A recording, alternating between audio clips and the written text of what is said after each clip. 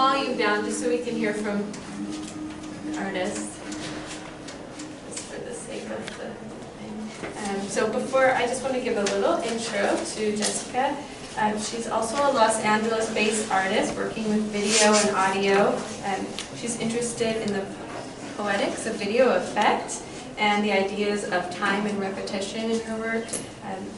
Los Angeles Times critic David Pagel once wrote of her work, "Her powerfully original works embrace entertainment as they set you to thinking about the relationship between consciousness and its surroundings."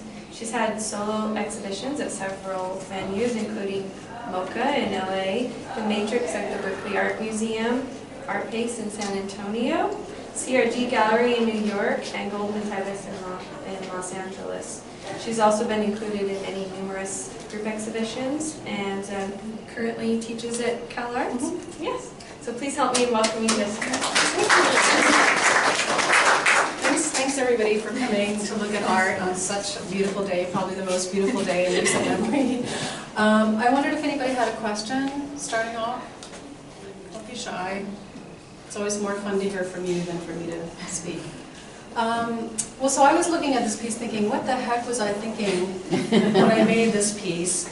And then I started to remember that this piece came out of a couple of things. One was that I had been invited to be in an exhibition in Paris that was being curated by 3 German curator artists. This was at a time in history where people stopped specializing or differentiating, so you had a lot of artists who were actually having a curatorial practice or a writing practice, which was a very exciting time. And so these 3 artists said, oh, they said, oh, Jessica Bronson, we're doing this show in Paris and we want you to be in it. And I said, that's great, that's great. Who else is in the show?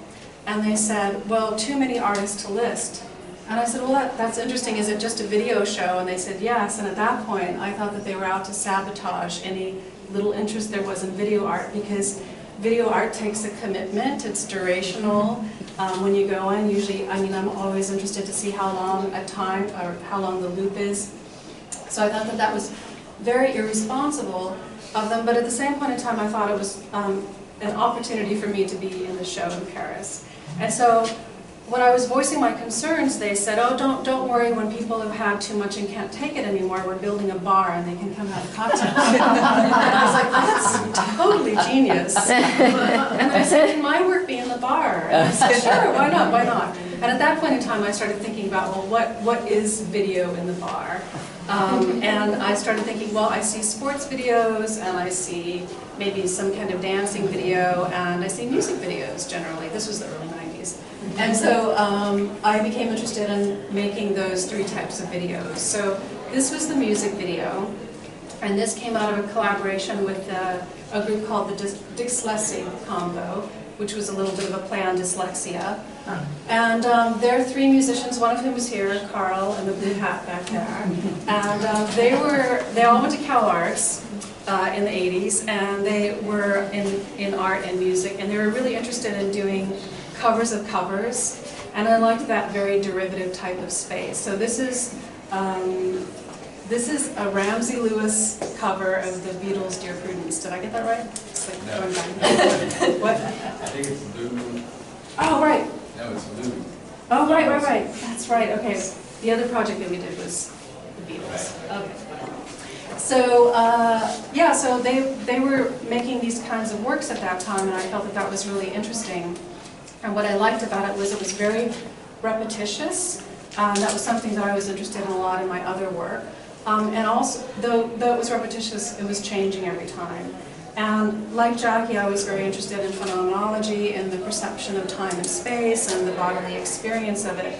But I was interested in also that space of reverie or the lapse, the kind of inattentiveness. And I was really interested in that in terms of an art experience, because I feel that whenever I go into an art space, I'm generally really critically engaged, and I very rarely have a phenomenological experience. I'm sort of transported out of an awareness of my body or time and space, except for some light and space works, where sometimes I'm transported so much that I have a sort of catastrophic experience, trip over or bump into a stranger. So yeah, I was interested in thinking about that kind of like low-grade liminal space, a kind of reverie or spacing out. This was also the early 90s, so I was interested in branding. I had been asked to participate, I was teaching at Art Center at that time, and I was asked to participate in a think tank about Ford identity and the Ford brand, because they were convinced that cars were going to disappear, become obsolete, which I thought was hilarious at the time, but now I think maybe it's true. So I was thinking a lot about like the idea of branding and how that might be recontextualized within art. And then I was thinking about the idea of the artist celebrity. So there's some crossover happening with the pop art exhibition, actually. This was at a moment when the art world was fixated on Matthew Barney. Some of you may have seen Matthew Barney's work or his recent exhibition at MoCA in Los Angeles. So I kept hearing about Matthew Barney, but all I was hearing was that he was a J. Crew model. And I thought, well, what does that have to do with being an artist? And so I was really trying to figure that out, and then and then I started reading reviews of artists' works in magazines like Artforum, and they were talking about like they were in a punk band, they rode motorcycles, and I'm like, well, what does that have to do with watercolor paintings of birds? So I became interested in this idea of branding, which I think actually was really. The early 90s was a moment of transformation in the art world as well too, because it was the beginning of the art fair. And so some of you are probably familiar with this, but the way that the art world operates is quite different now than it was 25, 30 years ago. Most of the business of the art world takes place at these art fairs, which are very transient, very fluid. So all this was kind of going on in my mind, and I thought, well, I'm interested in this, so what am I going to actually shoot? And this is typical of my practice. I generally have all of my ideas, and then I'm struggling with what am I going to turn my camera on. And I thought, well, I want to turn my camera onto something that has a kind of cheesy quality to it, that is a kind of like liminal space in the everyday. And my husband and I had gotten a lava lamp when we were married, and I thought, this is perfect. So I turned my camera on the lava lamp, and I was playing a lot with video effects at the time, which was my thesis when I was in graduate school, thinking about the purpose of the effect to sort of transform us, but particularly in cinema and mostly in video space, that it's a very fleeting experience because quickly it exhausts itself and then it becomes a kind of cheesy thing, a kind of gimmick. So all of these things were kind of coming together, so I just turned my camera onto my lava lamp. I ran it through my synthesizer, and I played with the cheesy little effects on that, which were sort of pixelation, and also it's a negative or a reverse image.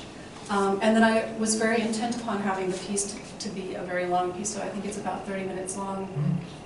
So lo and behold, the show in Paris never happened, which was so devastating to me. But this project yielded another project which was ultimately much more meaningful for me, which was a collaboration with the band at the Walker Art Center in Minneapolis that was a co-sponsored production between the Walker Art Center and the Pompidou in Paris. And so this became a project where I designed and built a bandstand which had no front. It was kind of almost like a three-leaf clover, and the band played on it. And then they that's where they did the Beatles cover. But they actually played at all of the openings, and I think that one of the nights they played the same song for 3 hours, and I think it was the one in Paris, and a little lady came up and asked, did they know they had been playing the same song?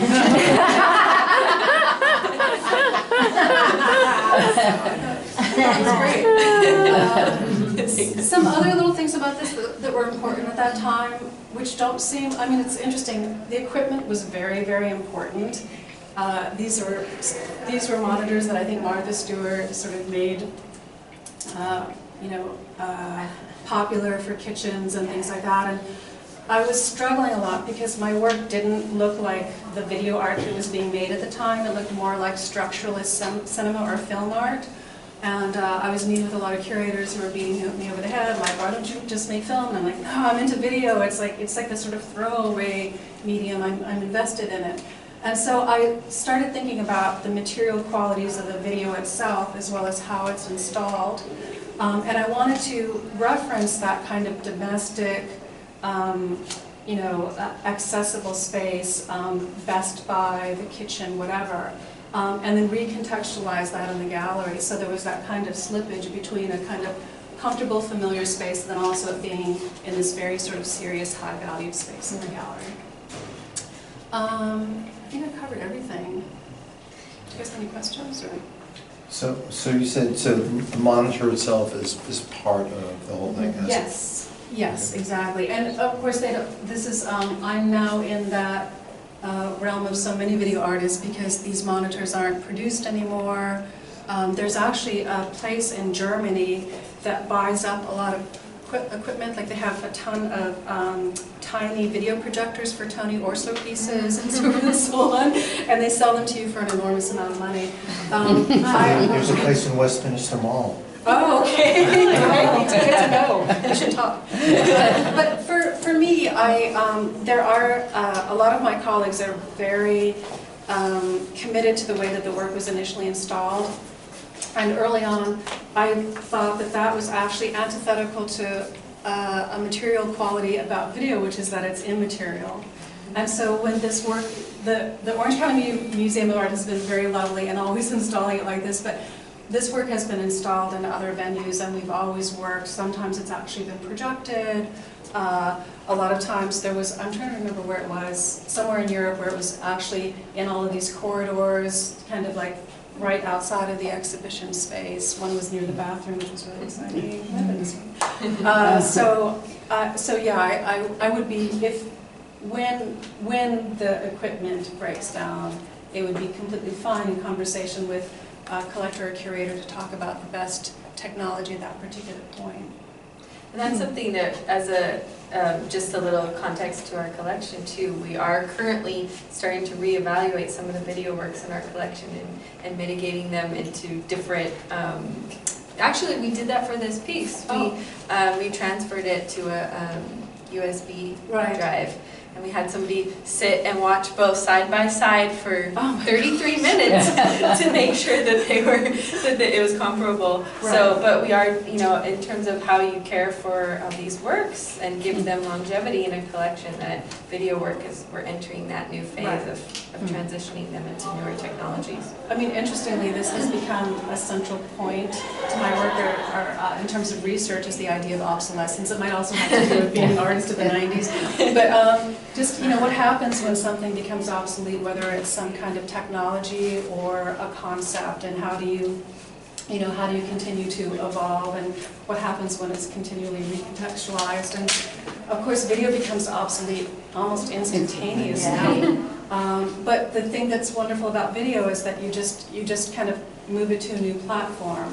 And whereas some of these other works have different archival challenges, right? Because they'll start to, the color can fade, or I don't know if you've had that problem with your work, Jackie, about working with resins and the sunlight starting to fade the color. Yeah, it's always, Yeah. I don't know. I mean, there's so much new technology, even in terms of plastics and stuff.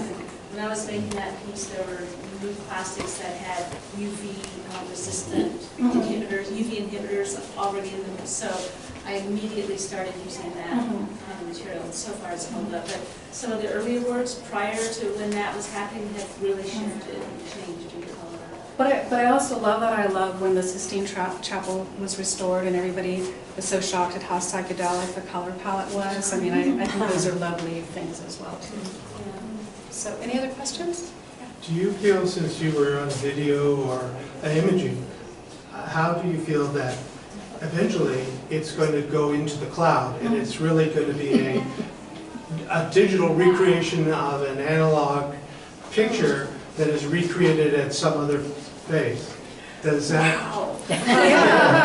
change? I'm totally fine with it. I mean, I do remember early on I had a project in New York and somebody just walked out with a VHS tape and then it went viral for whatever that means in the early 90s. Like there were a bunch of bootleg copies and going around. And I was very troubled by that at first because I think a lot of artists work so hard and they want to sort of control their work.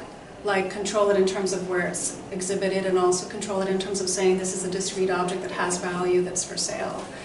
But I actually thought, well, this is actually kind of playing into another history of video, which is endless distribution. And I like that idea. I like that idea of things being boundless. And so I'm completely okay with it. I mean, I think what's challenging for me now is to not only keep up with the technology logistically, but also to sort of keep up with it critically. Like how is it that things are transforming, you know, and what's the discourse that's being generated out of that, and then how does that play into my practice? And then I'm struggling with a little bit more, but that might be my age, I'm not sure. What else? Yeah. What's the thought process behind some of the texts that were injected into this piece? Yeah. So I thought of this also as an opening title sequence for something that never happens. So sort of keeping somebody in like a really low-level suspense. At that time, I was teaching my first video art history class, actually at Otis. And my students weren't showing up because I was showing Vito Acconci work, and they were like, oh, Vito Acconci, I want to kill myself. And I was like, he's an amazing artist. And they was like, yeah, he keeps saying the same thing over and over, and it's so long. But then one day, nobody showed up for class, and I thought, where is everybody? And they were watching the O.J. Simpson chase. And I was like, what's the difference, right? And I thought that was, you know, was basically pretty boring. Nothing really happened, or nothing out of the ordinary. But I thought the idea that something might happen was really interesting. And so here, I think, as with any moving image-based work, I've actually observed this. People oftentimes will go into an exhibition and they'll gravitate towards the moving image-based work because they see that something's changing. And I wanted something to change, really, but it's not changing much drastically. I mean, there are some big moments for me, as there are with the soundtrack. And I was also really interested in using the ellipse. So this is the ellipse right here, this kind of dot, dot, dot, because I thought that was also kind of referring to a liminal space, this kind of space of discomfort. Something's about to happen, there's a potential transformation, but ultimately, if any real transformation happens, it's because the viewer is making it happen and not the work itself. That's a good question, thanks. What kinds of tools were you using to manipulate the raw footage of the lava lamp? Oh, it was so, I wish I remembered the name of the synthesizer. It was the cheapest. It wasn't even, at that time I had access to pretty high-end editing and effects equipment at Art Center. I was teaching at Art Center, I think, at the time. But I used this really low-grade, I mean, it was $1,000, so that was a lot of money for me at the time, but you could just, I mean, I literally put the negative, made it into a negative image, because the lava lamp is actually yellow wax in a blue liquid. And then I was able to pixelate using it as well, too, and sort of really heighten the color. And then I can't remember what I used for the text. It was a little bit more technologically advanced, but I really wanted it to be very low grade. I went to school with a lot of really fabulous artists, but they were really embracing a very high aesthetic, high production value, and I was moving in a different direction. I wouldn't say that my work was overtly political at the time, but I was really questioning the idea of value. And this is very important in my teaching as well, too, when I'm critiquing my students' work and they're taking something from Home Depot and then recontextualizing it in the gallery. And I'm like, is that just because it's within your budget, or are you actually trying to engage somebody in critically thinking about value and how all of a sudden something that was $1.99 at the store is now, you know, $19,000. So yeah, I wanted it to be literally. And also at the time I was working with another artist named Diana Thader, who she just had a show at LACMA, and we were doing, I wouldn't say they're raves, but they were kind of like these events where we were mixing really like a broad range of footage from VHS tapes, literally, and using these synthesizers to mix them, and then working with various musicians. We have a work by her in our collection, too, wonderful work from the 90s, but it's so big, and she's very particular about using the same type of equipment that she used to use, that it would require a whole additional gallery space to show it. A whole museum. Yeah, it's a wonderful piece, though. But anything else? Well, I feel I should tell you the other two pieces for this. There's a go-go dancing piece that uses, it cross-cuts footage between, it's called Go-Go Dard, because I was very obsessed with Godard, and I thought if I used his name in the title of the work, that he would find out about this video show in Paris, even though I lived in Switzerland, and we could see it, and we could have a meaningful discussion. Of course, it didn't happen. But so Go-Go Dard had these dancing teenagers from this crazy film, this B movie from the 60s called Village of the Giants, where these teenagers eat a bunch of green goo and become large and destructive and start go-go dancing all over the village. It's fabulous. And then these really beautiful scenes from a film that he made called Contempt. And then the sports piece was my high-action video shot on a golf course. So I was using all these kind of snowboarding and like skateboarding techniques, but we were on a golf course. Fun. Thank you very much. Thank you. Great to meet you. Have a good day.